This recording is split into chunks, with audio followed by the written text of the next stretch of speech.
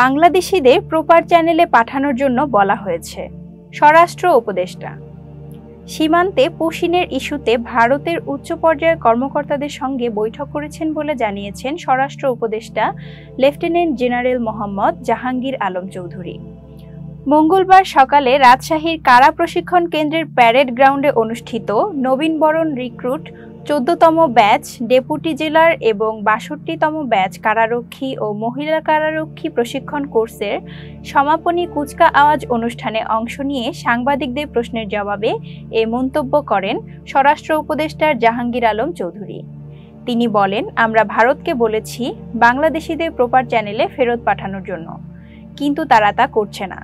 এজন্য আমরা ভারতের সাথে উচ্চ পর্যায়ের বৈঠকও করেছি। তিনি আরও বলেন, সীমান্তে নিরাপত্তার কোনো ঘাটতি নেই। যে কোনো পরিস্থিতি মোকাবিলার জন্য আমাদের বাহিনী প্রস্তুত রয়েছে।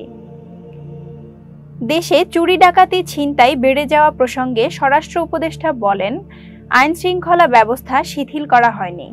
দেশের আইনশৃঙ্খলা পরিস্থিতির এখন অনেক উন্নত হয়েছে।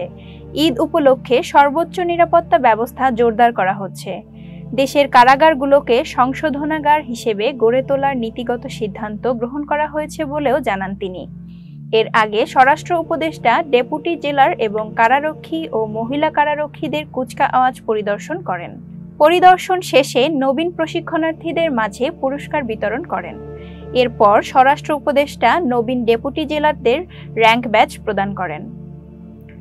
অনুষ্ঠানে কারা মহাপরিদর্শক ব্রিগেডিয়ার জেনারেল মোহাম্মদ সৈয়দ মোতাহের হোসেন এবং রাজশাহী বিভাগের ডিআইজি প্রিজন কামাল হোসেন সহ অন্যান্য অতিথিবৃন্দ উপস্থিত ছিলেন।